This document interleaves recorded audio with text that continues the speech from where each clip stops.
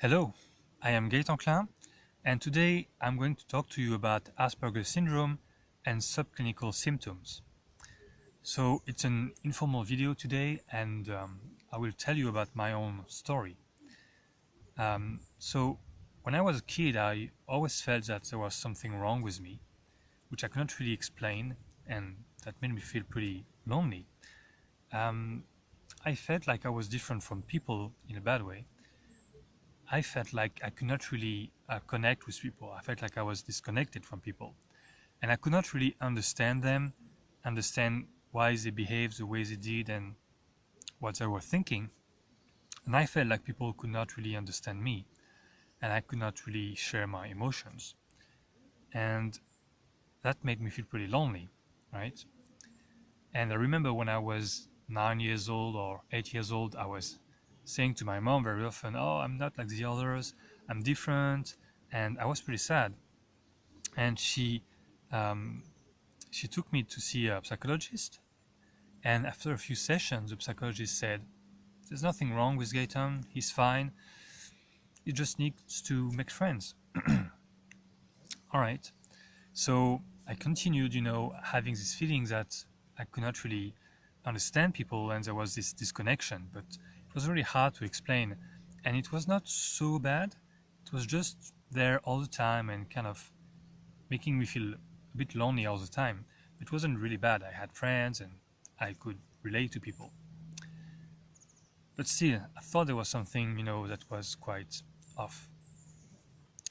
But apparently, the doctors said, there's nothing wrong. So, fast forward a few years, and when I was 25 years old, I was working as a psychotherapist, and I learned about an institute called the Institute for the Study of Peak States, which today we call more and more the Institute for the Study of Psychobiology. And in this institute, they study psychology and consciousness and biology and how it all works together. And they discovered that a lot of psychological experiences are coming from our biology inside the cells. And they have a way to look inside the cells, and they discovered that every structure inside the cell has a counterpart in our psyche, in our, psychological health. And you can track a lot of diseases and a lot of mental troubles to this primary cell. So when I started working with them, I started working on myself, of course, and they did a scan and analysis of my primary cell. And the therapist told me, "Well, we found that you have a subclinical Asperger syndrome." And I was like, "What is that?" And they explained me that I had Asperger syndrome, which was very low in severity. It was almost not there, but was probably something like 10% of what it could be when it's full on.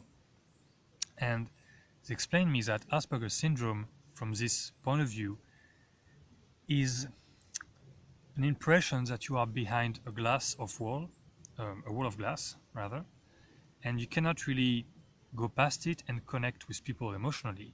So it feels like you're surrounded by this wall and you can feel what's going on inside, which is your own space. But outside, you can't really feel it. And that makes people feel quite lonely and disconnected. And that explained a lot, right? That explained what I've been feeling for all my life. And it wasn't so bad. It was really low, but it was still there and having an impact on my life. And that's what we call subclinical symptoms. Subclinical means below the clinical threshold, and that means symptoms that cannot really lead to a diagnostic.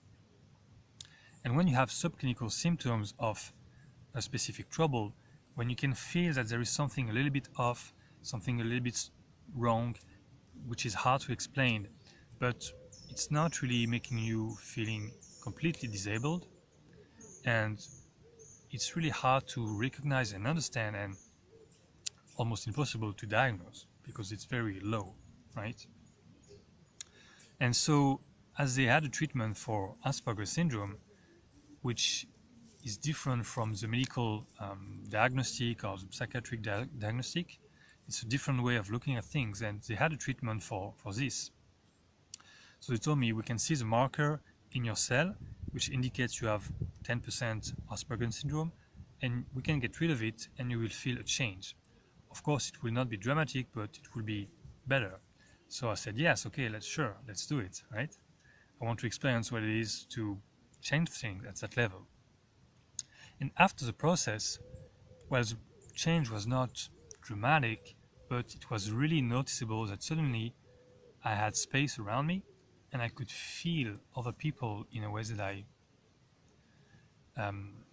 didn't really feel so far, in a way that was really complete. And that was really wonderful, because now I had this connection that I could create with people, which was not a mental, intellectual connection, but an emotional, really humane connection. And that's really satisfying, right? And people who have Asperger syndrome have this problem of being inside that wall of glass, and they cannot connect to people. So they feel alone and they take refuge in their own mind. And that's why people with Asperger syndrome are very often quite smart and they have a lot of interests and hobbies, because they're living in that space, that intellectual space that is working great. But this emotional part, that heart-to-heart connection, is blocked. And that's really what we call Asperger syndrome. So even though this is not a full-blown trouble, having subclinical symptoms is still lowering our quality of life and making us feel, there's something wrong. And it's really hard to explain. But then I learned how to use the techniques that the Institute is doing, and I get certified, I got trained and certified, and I started using it to help people with different kind of troubles. Can be things like post-traumatic stress disorder, or things like traumatic brain injury, or schizophrenic voices and other troubles. And it's the same principle for any mental trouble and a lot of physical disease.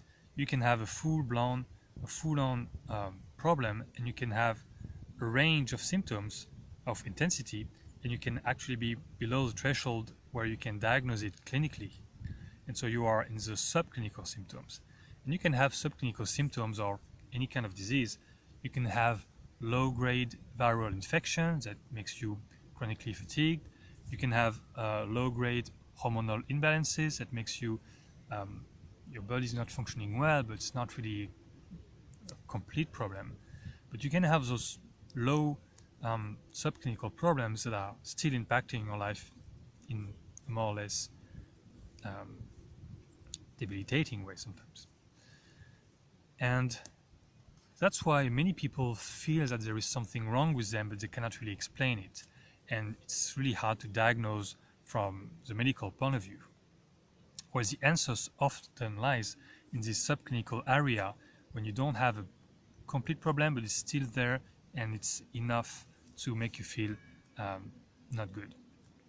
So in the Institute for the Study of Peak States, we have a different different way of doing diagnostics. And we look inside the cells and we can find markers for different kind of troubles. And if there is subclinical problems, then we can detect it and then we can address it. And now that I'm certified, I've been using these techniques to help a lot of people with these kind of problems. And it's very often relieving to have someone who can tell you, oh, you have this problem, and this one you have, this one you don't have. You can really, know what's going on and know what is your enemy, what you're fighting against. So a lot of people who have those subclinical symptoms just have a feeling that there's something wrong, something is not working well. And it's really hard to tell what it is. It can be a traumatic brain injury or a concussion syndrome. It can be a low-grade autism. It can be any kind of thing. And in the Institute, we have a way to diagnose it, and we have a way to treat a lot of problems. So, yeah, as a conclusion, now I feel much, much better. And I have some other subclinical symptoms that I got rid of also. So yeah, that's it.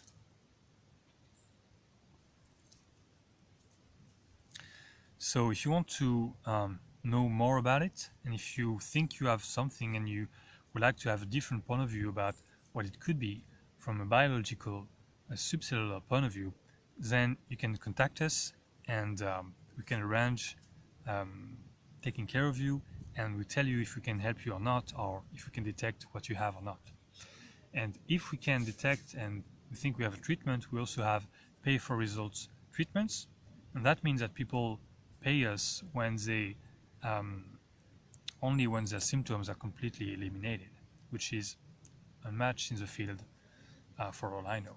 So that's pretty interesting, isn't it? So that's why I really like to do this work. And well, you can contact me or contact my colleagues at the Institute for the Study of Pig States, also called the Institute for the Study of Psychobiology. And yeah, if you think you have subclinical symptoms, if you are suspicious about it, then we will talk about it and see what we can do.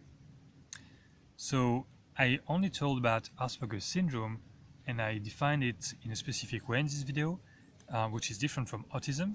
And I will talk about autism in a different video, because for us that's two different set of symptoms and different set of markers biologically. So thank you for watching, and looking forward to hearing from you. Have a good day.